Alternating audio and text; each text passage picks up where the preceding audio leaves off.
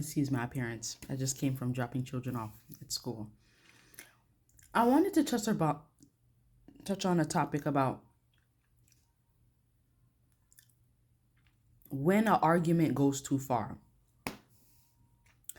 So I tried to stay off social media on Saturdays because that's my Sabbath and that's my day to relax. So Sunday, I get some time and I'm scrolling.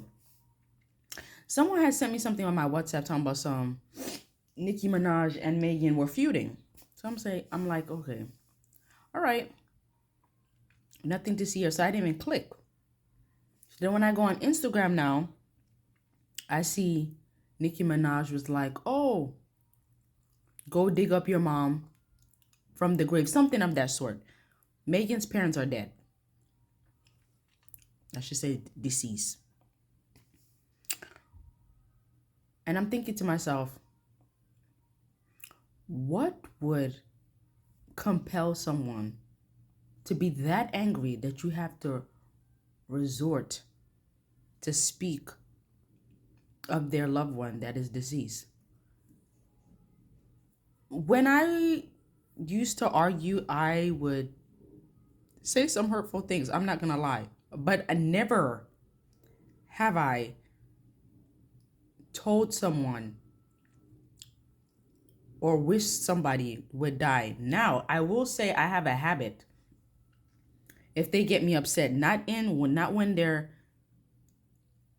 in person or via text, but I'd be like, I hope they get their karma. I hope this happens to them, something bad happens. And that's just as bad. But I would never say that to them. As adults, we have to learn that there's just certain things we need to either just be quiet or just end the argument. But it should never come to the point where we bring up people's children, we wish death on them. Nothing of that sort.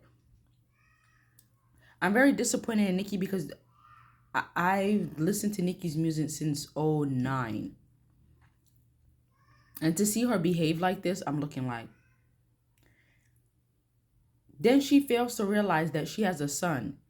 You have to be careful what you speak because from my understanding, some of the people in those industry are affiliated with the dark side. So you're speaking about somebody's deceased loved one. You don't know what they could do. You don't know what they could speak over your life.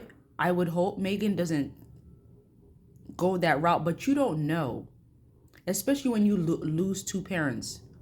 So for you to go say something out your disrespectful out your mouth, you don't know where that person's mind frame is. And you have a child. People need to realize that when you have children, you just can't. There are just certain behaviors you shouldn't exhibit because I always think, hey, should I hit this person back? Hey, should I hit this person? Hey, should I really engage in this confrontation with this person? Should I even mistreat people? Let's start there. We need to be mindful how we mistreat people because that will come back to your children. You reap what you sow may not come to you, but that will come to your children. Trust and believe. I don't know why people think that, they have nothing to worry about. Like you don't have offsprings out here. It's very sad to see successful women be so catty. Because it's one thing if someone hurt you and said something, you say and then you leave it. But to be back and forth to the point, and it looks like you could tell the exchange of hateful words it started from a place of either something happened over a period of time or someone's hurt or someone is offended. Because for you to go and say, go dig up your mom's grave or go look for your dead mom to that sort, yeah, it's personal. But even if, and I don't know what Megan says because again, I'm not following it. I saw the headlines and it said what Nicki said and whatnot. But I do know someone had sent me a video of their beef. I'm a busy woman, so I really don't have time to be sitting there and scrolling videos. But usually, if I respond or make YouTube videos, it's usually because I read an article or I got a preview of what was what the media put out there. See, words are very powerful. Why? Because the minute so you think it, and the minute it comes out your mouth, you can't take that back. That's why I'm not too big on. See, I will apologize, but usually I don't, because once I say something to you, especially if it hurts you or you feel some type of way, you can apologize, but the hurt is still there, because again, you can't take that back. You can't. So that's why when somebody pisses me off, I either block you or I avoid you, because I know if I say something, especially if I know intimate details about you. But one thing about me, because I don't like this being done to me, is people bring up my past or intimate details about me. So I don't even go there, because I don't like it done to me. Now, if you do it, just be prepared. Now I'm gonna have ammunition. But I just make sure that the details is not as hurtful. And I make sure I choose the painful comeback, the less painful comeback. Because one thing about me, I'll regret. I'll have regrets. And especially if I sit back and reevaluate the situation, I'll be like, I probably should have used that, said that. That's just me. Everybody is not like that. And they need to be like that, because again, once the hateful words or comment come out your mouth, you cannot take it back. And although the person may forgive you, you heard forgive, but don't forget. I just think it's very sad when you have successful females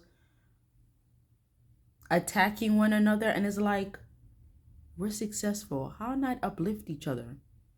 It's bad enough we watch reality TV and we see Love and Hip Hop promote females putting their hands on each other, throwing drinks at each other. But now I have to watch successful females say some reckless stuff to each other. Keep in mind, as African Americans, we're being watched. Bad enough they think we don't have no home training. And I'm not even going to talk about other minorities, because they act a fool too. But of course, we get criticized more.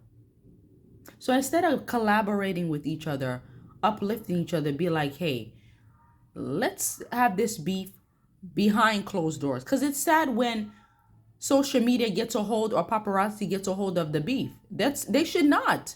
If I'm beefing with you, the whole world should not know. Especially what I said. Especially if it's reckless. At that, they should not know. But again, no one is discreet anymore. Everything is just out in the open. And it's bad enough when you're a celebrity. Your private is not really private. Your life is not private anyway.